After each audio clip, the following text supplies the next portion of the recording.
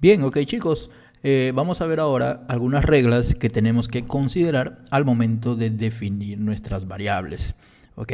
El primero del cual les voy a hablar, más que una regla, es una buena práctica. Si ustedes se dan cuenta, acá hay algo que ya hemos estado utilizando, como por ejemplo, normalmente cuando una variable une dos palabras, como por ejemplo primer nombre, o en todo caso tiene trabajo, o puesto de trabajo, que en este caso une tres palabras, se utiliza por buena práctica. Esto no es una regla, digamos, obligatoria, pero es una buena práctica siempre empezar con minúscula, y si luego viene una segunda palabra para tratar de, digamos, darle sentido a la variable, se le pone la primera letra en mayúscula, así como esta que dice tiene trabajo, ¿no? Entonces de esa forma el programador lo entiende.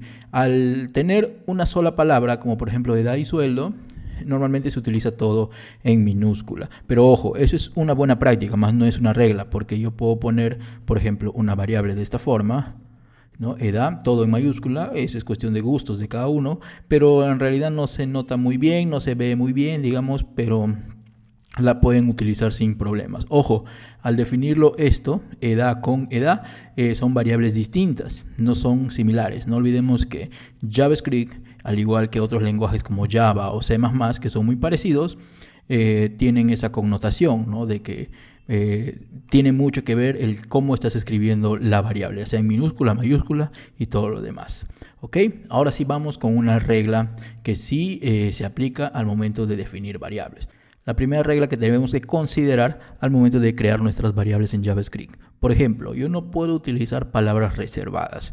Las palabras reservadas son palabras propias del lenguaje, o sea que están dentro del lenguaje de programación. Por ejemplo, yo cuando quiero crear una función en JavaScript utilizo la palabra reservada function. Por lo tanto, esa palabra function yo no la podría utilizar para definir una variable. Por ejemplo, al hacer esto, function,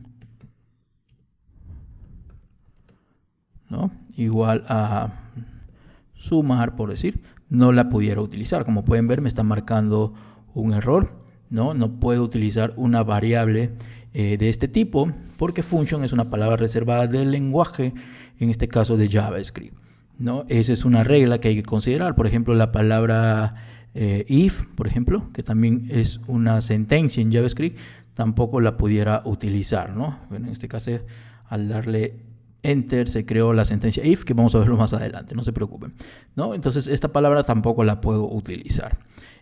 Otra cosa o otra regla que debemos que tener en cuenta es que tampoco puedo utilizar al comienzo con números o símbolos en el nombre de la variable, salvo el signo de dólar o el guión debajo, o también el guión de subrayado, como lo llamamos. Por ejemplo, si yo defino var 5 cajas, por decir, ¿no? Yo no pudiera utilizar esta variable porque me está dando un error, porque está empezando con un número, ¿ok? Pero si yo le pongo el signo debajo, pueden ver que eso se corrige.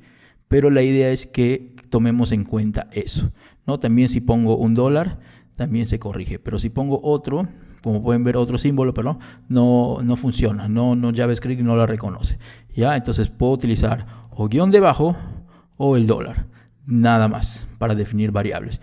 El detalle es que si utilizo dólar, como pueden ver, va a aparecer una variable como si fuera del lenguaje PHP, porque en PHP se utiliza así las variables.